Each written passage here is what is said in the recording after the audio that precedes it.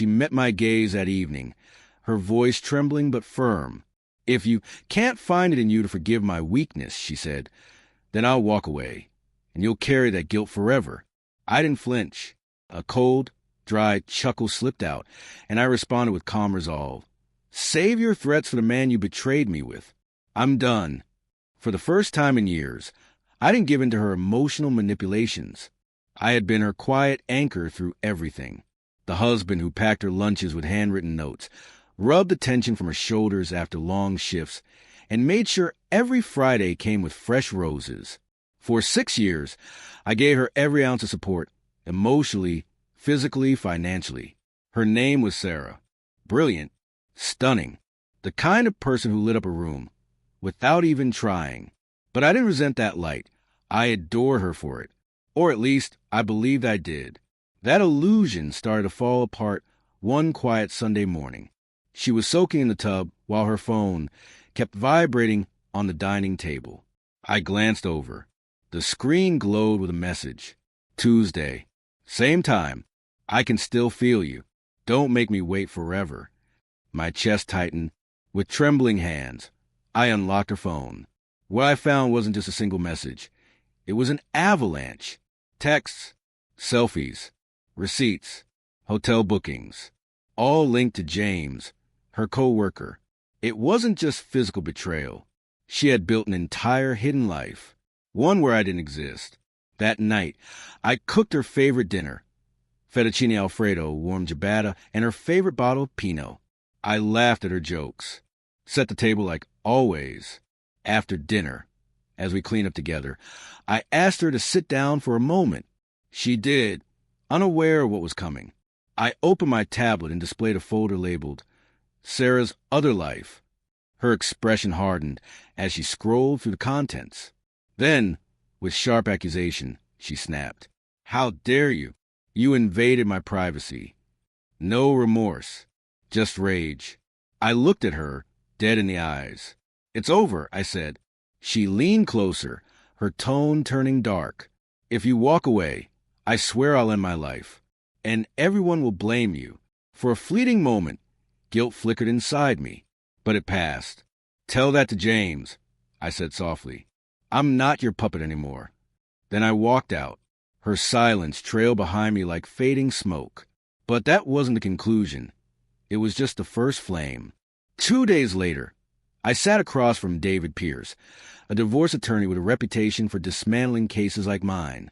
I handed him a USB drive filled with everything: messages, hotel receipts, voice recordings of her manipulative threats, including the suicide ultimatum.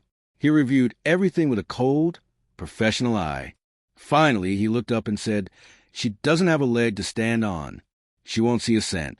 What Sarah didn't know was that the joint bank account she relied on was just surface level.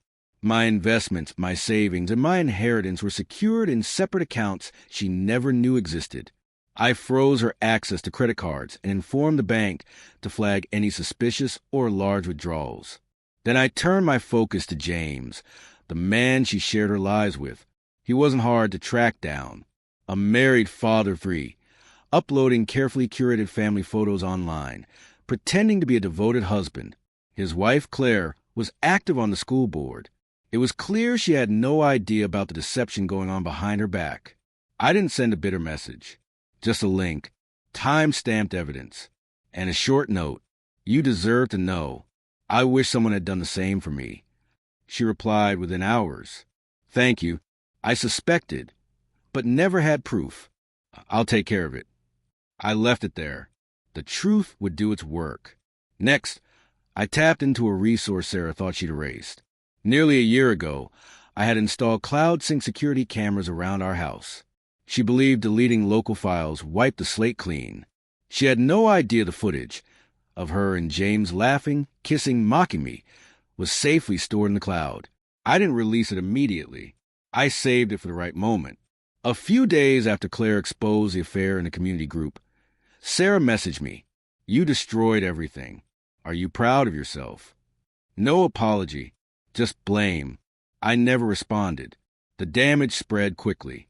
Screenshots, texts, photos, video clips, all leaked. Friends stepped away. Family members cut ties. She tried to spin the story online, posting cryptic quotes about healing and betrayal, but no one was buying it. Still, I wasn't done. Sarah's hospital employer held their staff to strict ethical guidelines. I sent one email to her department head, containing a clip, her and James, in our bedroom, filmed while I was away for work. The email was short. This conduct violates your institution's ethics policy. 3 days later, I got a call from an unknown number. Her voice was raw with anger and desperation. They've suspended me. My license is under review. Are you seriously doing this? I'm in therapy. Please stop. If you ever cared about me. I cut her off. Now you begin to understand what real accountability feels like, Sarah. And I hung up. Her social circle collapsed. Friends ignored her. Invitations dried up. At one charity event, she was politely escorted out. James eventually left her. His marriage fell apart, and so did their little illusion of happiness.